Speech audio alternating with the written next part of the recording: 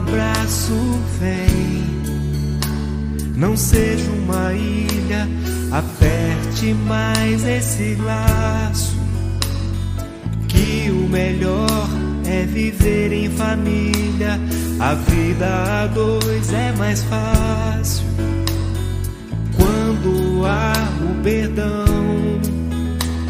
A vida a dois é mais fácil quando há religião. Essa doce união, ligando a alma ao coração, através da reencarnação. Em nome do amor, em nome do amor, em nome do amor, em nome do amor, em nome do amor, em nome do amor. Olá, sejam bem-vindos a mais essa videopalestra.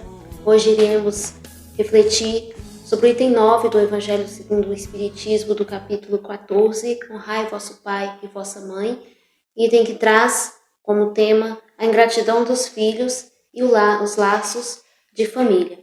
Façamos a nossa prece, rogando a Deus a sua luz, para que possamos compreender o conteúdo que nos será proporcionado e também a sua inspiração para que possamos transmitir aquilo que necessitamos refletir neste momento. Que o Senhor nos abençoe o nosso lar, a nossa fraternidade espírita, e dai-nos o entendimento necessário para que possamos enfrentar as nossas questões familiares, que são o tema em estudo durante este mês. Que assim seja, graças a Deus. Bom, a ingratidão dos filhos e os laços de família. Neste item, Allan Kardec vem esclarecer, à luz da doutrina espírita, por que acontece de alguns filhos não exercerem os seus deveres enquanto filhos, não colocarem em prática este mandamento de honrar pai e mãe. Não reconhecem o papel dos seus pais e muitas vezes até rejeitam esses pais, lhes tratando com ingratidão. Então, Allan Kardec inicia este item 9 dizendo o seguinte: a ingratidão é um dos frutos mais imediatos do egoísmo. Revolta sempre os corações honestos. Mas a dos filhos com relação aos pais tem um caráter ainda mais odioso. É sob esse ponto de vista, especialmente, que vamos encará-lo para analisar-lhe as causas e os efeitos. Aqui, como por toda parte, o Espiritismo veio lançar a luz sobre um dos problemas do coração humano. E aí eu atribuo o texto a Allan Kardec, que é o codificador, mas esse trecho está na Instrução dos Espíritos, e quem assina é Santo Agostinho, em 1862. Ele vem esclarecer que alguns filhos, o que hoje em dia é bastante visível, não cumprem seus deveres de filhos, assim como alguns pais não dão conta de cumprir o seu papel de pais, por uma das razões que aqui é esclarecido, que são as questões reencarnatórias.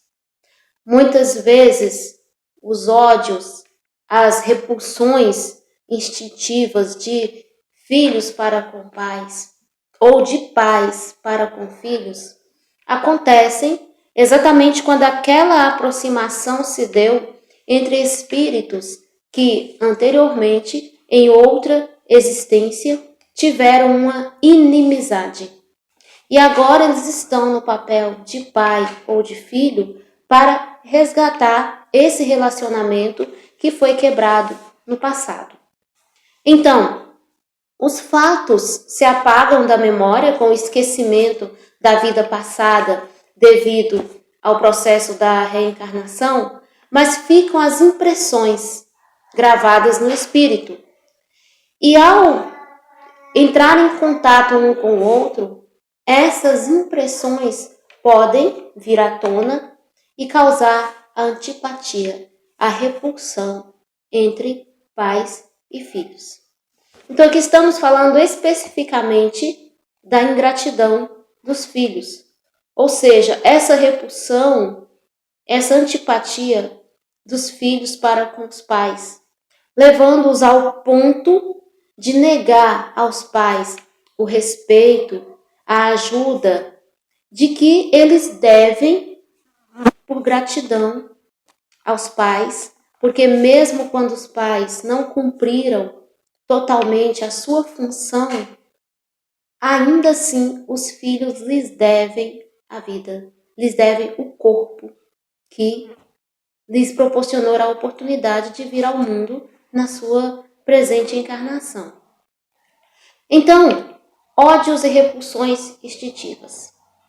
A solução para quem desencarna levando ódios e desejos de vinganças, a partir do momento que esse espírito ele se adianta, abre os olhos e vê todos os sentimentos negativos que ele traz em relação a determinada pessoa, estes espíritos, eles passam a observar aqueles que eles odiaram, a meditar e a orar, pedem um corpo na família que eles detestaram e lutam para vencer esses maus sentimentos. Mas nem sempre, na carne, eles dão conta de vencer esses sentimentos ruins em relação ao outro. Então, mesmo tendo esquecido dos fatos, geram de novo os ódios, as repulsões instintivas que se notam muitas vezes desde a infância em relação aos pais e que aos nossos olhos parecem injustificáveis. Aqui no texto de Santo Agostinho, compreendei hoje o grande papel da humanidade.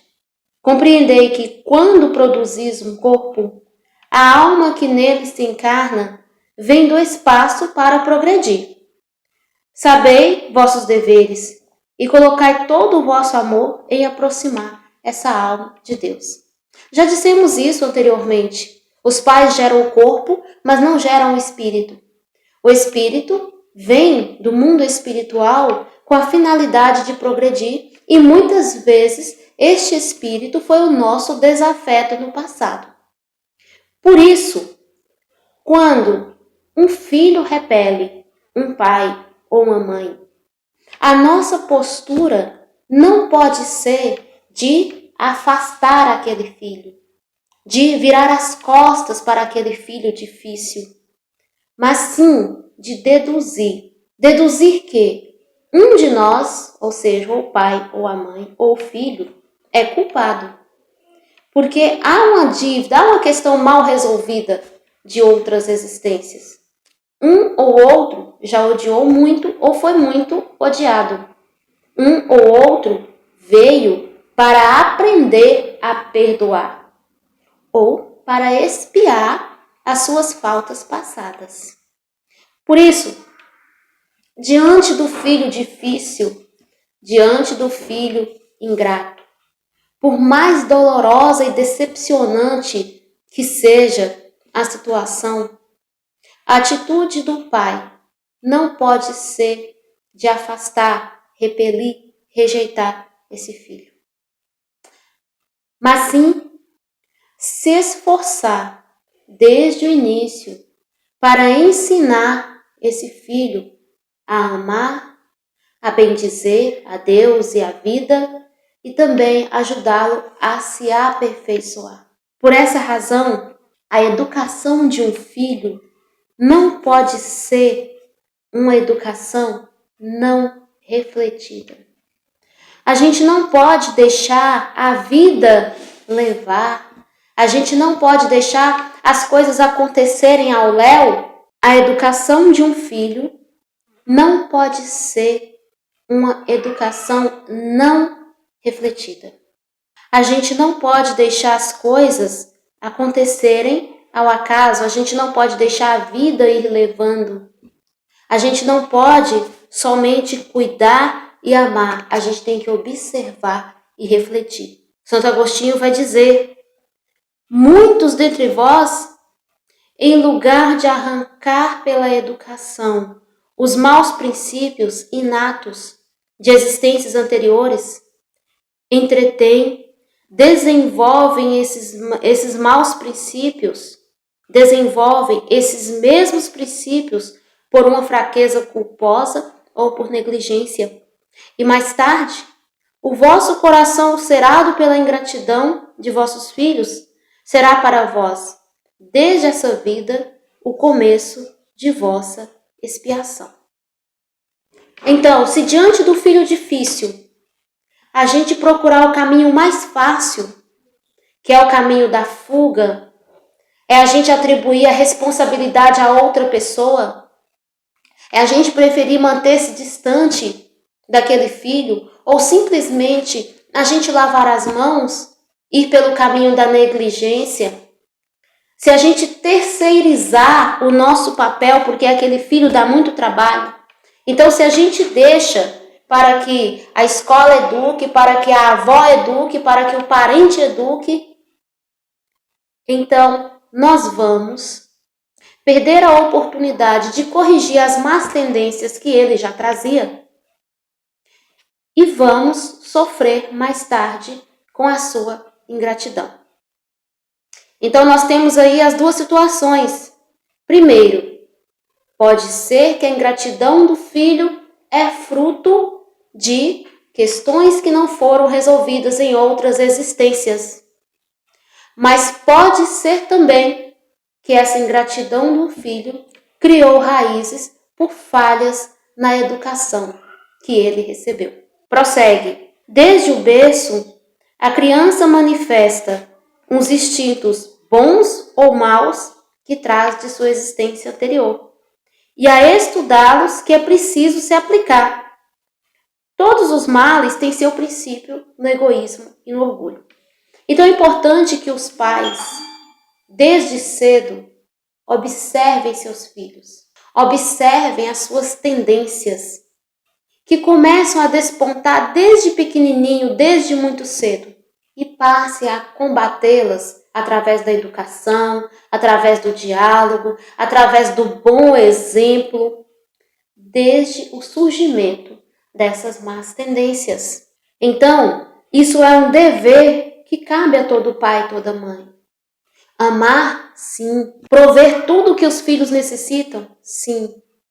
Mas faz parte do amor também dar limites, educá-lo para a vida e principalmente para a vida em grupo, a vida em coletividade. Por isso que os dois principais males que precisamos estar atentos para corrigir assim que surge, o egoísmo e o orgulho. Mas estejamos também cuidadosos que este corrigir não é através da violência, seja violência física ou violência psicológica. Como dissemos, é através do diálogo, do bom exemplo e de um trabalho persistente e paciente de lapidação daquele filho. Por que um trabalho persistente e paciente? Porque não é de uma hora para outra que se molda o caráter de uma pessoa. É no dia a dia. É no trabalho constante de orientação, de tutoria daquela alma, preparando ela para a vida. De Santo Agostinho, que a cada pai e a cada mãe, Deus irá perguntar: que fizeste do filho confiado à vossa guarda? Se esse filho permaneceu atrasado por vossa falta, vosso castigo será o de vê-lo entre os espíritos sofredores, ao passo que dependia de vós tê-lo feito feliz. Então vós mesmos, atormentados pelo remorso, pedireis para reparar a vossa falta. Solicitareis uma nova encarnação para vós e para ele, na qual cercareis de cuidados mais esclarecidos, e ele, cheio de reconhecimento, vos cercará de seu amor. Se nós falhamos na educação dos nossos filhos, teremos consequência negativa de vê-los depois entre espíritos sofredores e mesmo antes disso, sofreremos com a sua ingratidão. Por isso, precisamos refletir no nosso papel. Mas, quando os pais fizeram tudo o que deviam para o adiantamento moral dos filhos, não mediram esforços, fizeram tudo o que estava a seu alcance, e ainda assim, esse filho se desencaminhou, esse filho foi ingrato, não reconheceu o esforço dos seus pais, não se tornou uma pessoa de bem. Aí Santo Agostinho vai dizer, quando os pais fizeram tudo o que deviam para o adiantamento moral dos filhos, se não se saem bem, não tem censuras a se fazer, e sua consciência pode estar tranquila. Mas, ao desgosto muito natural que experimentam do insucesso de seus esforços, Deus reserva uma imensa consolação, pela certeza de que não é senão um atraso e que lhe será dado acabar em outra experiência a obra começada nesta. E que um dia o filho ingrato os recompensará com o seu amor. Então, se o filho é ingrato, seja por fracasso dos pais ou por falha no próprio caráter, a experiência será repetida em outra encarnação, para que se corrija.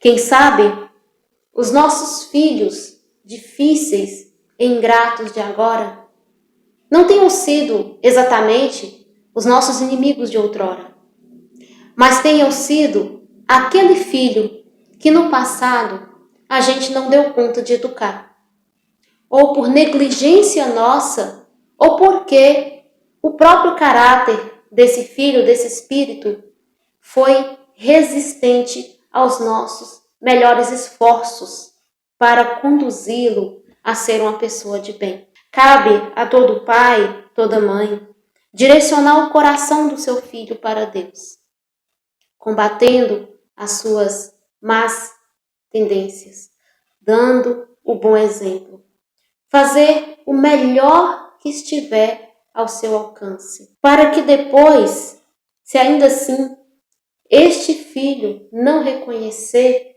os esforços dos seus pais, isso possa ser atribuído somente ao filho. Não seja ali um peso para a consciência dos seus pais. Mas então, nós temos um filho, uma filha difícil, que nos traz decepções, que nos dá trabalho, que é rebelde, que não corresponde aos nossos melhores esforços. O que fazer? Como conviver? Em primeiro lugar, não desistir da missão que nós abraçamos ao gerar aquele filho, aquela filha. Entender o seguinte, que o erro de um não nos dá o direito de errar também. O fato do filho, da filha, não cumprir o seu dever de honrar pai e mãe, não nos dá o direito de deixar de cumprir o nosso dever enquanto pais, porque depois cada um vai prestar contas daquilo que fez, da sua tarefa encarnatória, daquilo que fez no que estava programado ao nascer. Essa prestação de contas, ela é pessoal, é intransferível. Os filhos prestarão contas do que fizeram desta vida e os pais prestarão contas do que fizeram também da sua missão de pais. Então, não deixemos de cumprir a nossa missão porque os filhos não cumpriram a sua. Assim como um filho não deve deixar de cumprir o seu papel para com seu pai, a sua mãe, se este não tiver dado conta de cumprir a sua função. Aquele pai, aquela mãe que deixou a desejar, que abandonou o filho, que deu as costas, que foi violento, ainda assim esse filho lhe deve o corpo, lhe deve a vida e não pode lhe negar, pelo menos, o respeito e a ajuda quando esse pai ou essa mãe precisar. Do mesmo modo, o pai e a mãe que tem um filho difícil, ingrato, rebelde, também não pode lhe negar o auxílio, o amparo, a educação, o amor, porque está no papel de filho, mas é o nosso próximo, é o nosso irmão. E Jesus nos orientou a amar até os nossos inimigos. Se não for possível a afeição, que é o ideal, amemos pelo menos com aquela fórmula básica que Jesus e a doutrina espírita nos ensina a dar os primeiros passos na direção do amor ao próximo e ao inimigo. Fazer o bem àquele que vos persegue, orar por aquele que vos calunia, desejar o bem ao próximo e não lhe negar o amparo e o auxílio de que ele necessite, tratando o outro com respeito e com solidariedade. Seja quem for e não importa o que ele tenha nos feito, é o primeiro e mais importante passo para o exercício do amor ao próximo. E o nosso filho é o nosso próximo, é nosso irmão, vindo da grande família espiritual, necessitado de ajuda para crescer, para se aperfeiçoar, para se melhorar, e nós não podemos negar a ele esta ajuda, ainda que não consigamos auxiliá-lo, mas temos que ter a consciência tranquila de que fizemos tudo aquilo que estava ao nosso alcance fazer. E Santo Agostinho nos traz aqui um consolo. Deus não faz a prova acima das forças daquele que a pede. Não permite senão aquelas que podem ser cumpridas. Se não triunfa, não é, pois, a possibilidade que falta, mas a vontade. Porque quantos há que, em lugar de resistir aos maus arrastamentos, neles se comprazem? Então, entendermos que Deus não faz uma prova superior às nossas forças e à nossa capacidade de superá-la. Se não superamos, muitas vezes é porque desistimos no meio do caminho.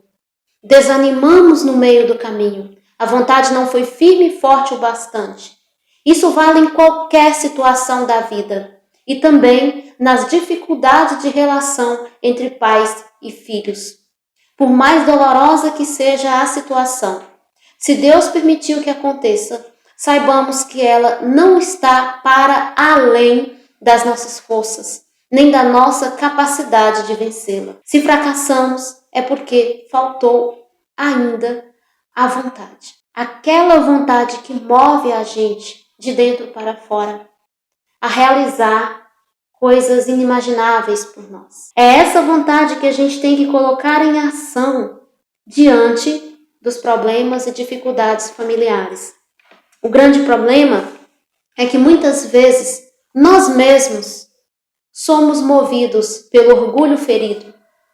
Somos movidos pelo egoísmo, pelo egocentrismo. Conseguimos admitir a ofensa sofrida, a ingratidão sofrida, preocupados muito mais conosco mesmos.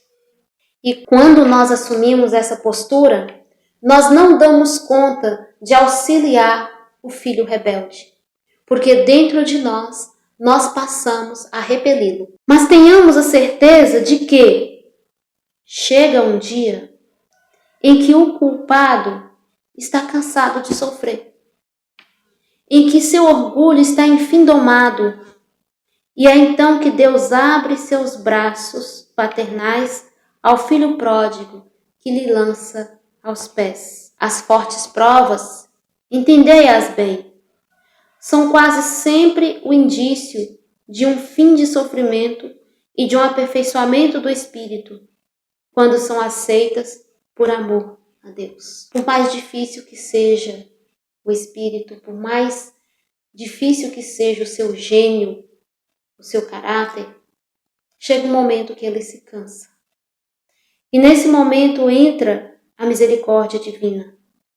E se nós estivermos atentos, se nós formos pais atentos, nós vamos ver que este momento vai acontecer muitas vezes na encarnação em que estamos. Esse cansaço, esse desgaste do filho rebelde, ele terá muitos momentos de frustração, ele terá muitos momentos de dor. E é nesse momento que, através do amor, do acolhimento, do diálogo, do exemplo, nós podemos alcançar o seu coração, melhorá-lo. Mas geralmente qual que é a atitude nossa diante desses momentos? A atitude nossa geralmente é dizer: eu não falei que você estava errado?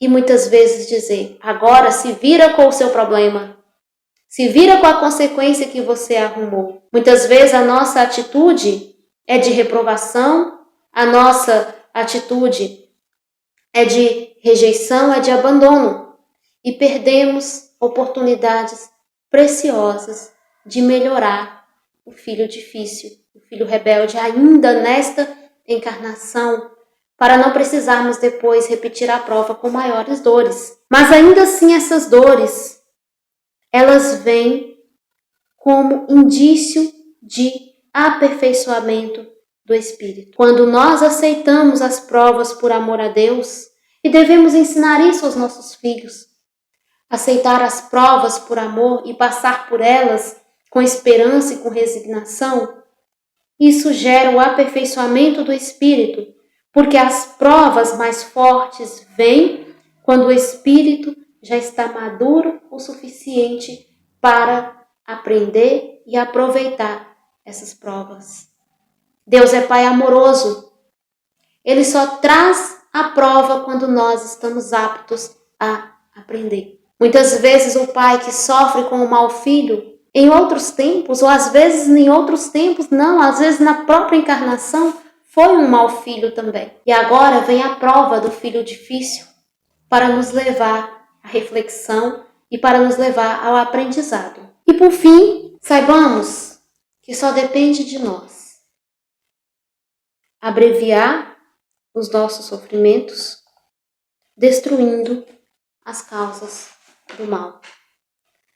Por isso, diante de qualquer situação, e aqui estamos falando dos sofrimentos na relação entre pais e filhos, se aceitamos as provas com o pensamento em Deus, o sofrimento chega ao fim mais rápido.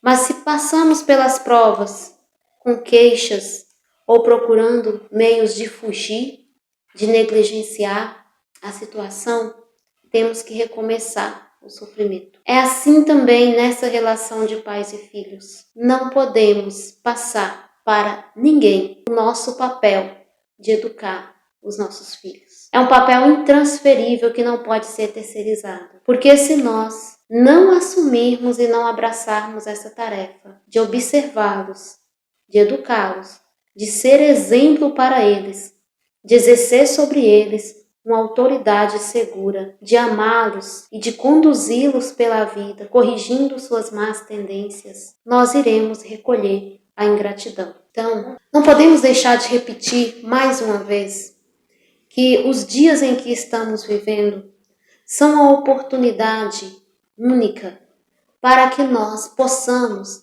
exercer e resgatar este papel de pais para aqueles que já não estavam exercendo bem, por causa da nossa correria, do trabalho, das lutas da vida.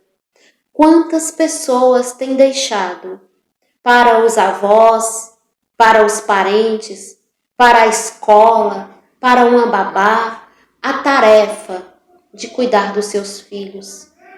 E mais grave, a tarefa de educar os seus filhos. Quantos pais não conhecem bem os filhos porque os veem apenas poucas horas por dia. Então, este momento em que todos foram obrigados a ficar dentro de suas casas com as suas famílias, é uma oportunidade única para que nós possamos observar os nossos filhos, para que nós possamos identificar as suas tendências boas e ruins, para que assim nós possamos estimular as boas tendências e corrigir as más tendências. Corrigir pelo diálogo, pela orientação, pela evangelização e, acima de tudo, pelo exemplo, fazendo nós mesmos aquilo que é certo, para que assim os ensinemos também a fazer o que é certo. Identificando neles os indícios do orgulho e do egoísmo, é a oportunidade também de criarmos laços afetivos, que muitas vezes não damos conta, pelas nossas dificuldades pessoais e pela correria em que estamos. Então aproveitemos ao máximo esse momento, para ser família, para conhecer nossos filhos, para cuidar dos nossos filhos, para ensinar a eles valores elevados, para fazer uma prece junto com eles, o estudo do Evangelho, para orientar os seus corações para Deus, para nos reaproximar. Não percamos essa oportunidade, porque ela pode não se repetir, não da mesma forma, não com a mesma intensidade. O momento é agora, o momento de ser família, o momento de sermos pais e talvez reatando laços que já estavam tão prejudicados pela nossa correria do dia a dia, nós possamos depois, ao voltar para a nossa rotina normal, ter criado uma nova forma de nos relacionarmos com os nossos filhos. Possamos ter desenvolvido coisas novas na mente, no coração deles. Algo poderá ter mudado. Depende do nosso esforço, do nosso empenho em fazer isso. Agradeçamos a Deus por este momento, porque apesar das dores, muitos frutos, muitos benefícios podem ser extraídos principalmente para as famílias. Assim finalizamos este capítulo 14 e nas próximas palestras vamos dar início ao capítulo 15. Fora da caridade não há salvação. Façamos a nossa prece, agradecendo a Deus por estes estudos que nos foram proporcionados, por tudo aquilo que refletimos, por tudo aquilo que aprendemos, e rogando assim, Senhor, que nos auxilie, nos dê a fortaleza, a sabedoria de que necessitamos para ser família e para cumprir os objetivos que foram traçados ao reunir em nosso lar aqueles que fazem parte, assumindo os papéis de pais, de filhos, de mães, e que assim possamos, Senhor, não fracassar na tarefa que nos é confiada e nos deveres que nós temos uns para com os outros. Abençoe, Senhor, as famílias do mundo inteiro, que elas possam aproveitar bem este momento em que estão juntas, que não deixem passar a oportunidade de resgatar laços de amor, de compreensão, de resgatar o diálogo, de resgatar o estar juntos. Que assim, Senhor, este momento possa deixar um fruto no lar de cada um de nós. Não podemos deixar de lembrar de todas as pessoas que neste momento estão aflitas, aqueles que estão doentes, que estão nos hospitais, que estão em estado grave, os seus familiares, aqueles que desencarnaram, que todos possam ser amparados pelo teu amor e envolvidos pela tua paz. Senhor, nestes dias tão peculiares, livrai-nos do medo, do desespero, da desesperança.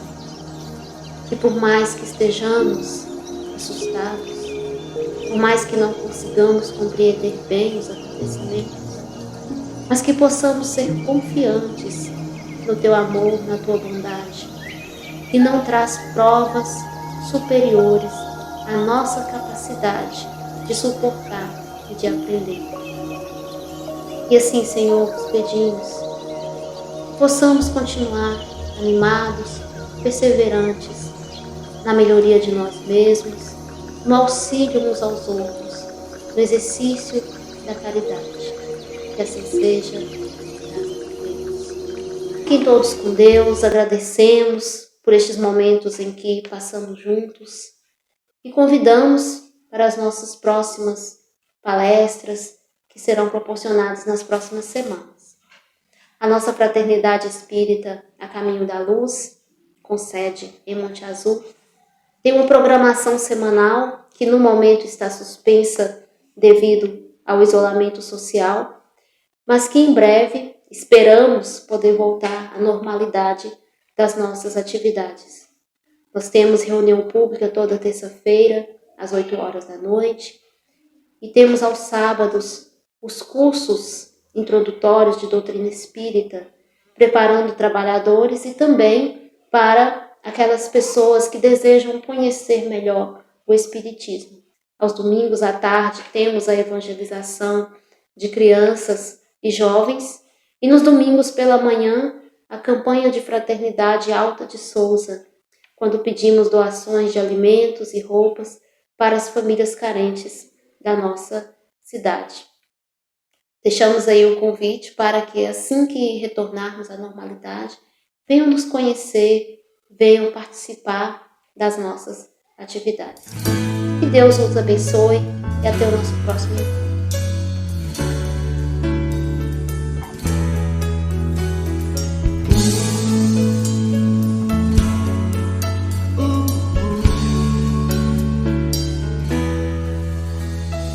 Vem, me dá um abraço, vem.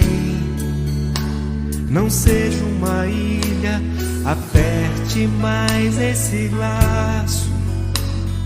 Que o melhor é viver em família. A vida a dois é mais fácil quando há o perdão. A vida a dois é mais fácil quando há religião. Essa doce união ligando a alma ao coração através da reencarnação.